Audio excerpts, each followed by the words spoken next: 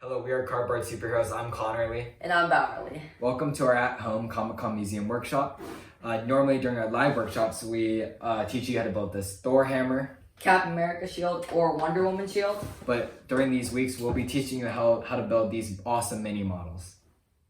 We will be posting one new template every week. Remember to ask your parents to save their cardboard boxes. Some of the materials you're going to need is some tape, a ruler, a pencil, some scissors, preferably larger scissors, and kitchen scissors work just fine.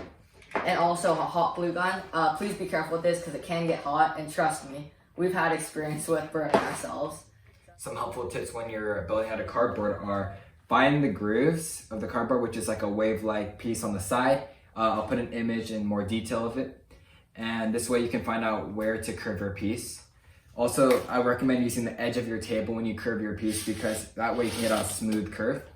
When you're just folding straight lines, I would recommend using a ruler. This way you can make sure they're really precise. When you're taping your pieces together, make sure to space them apart a little bit so that you have an easier time cutting. And finally, when you glue, make sure you don't put too much. Just a little solid line on or a little dot should be fine.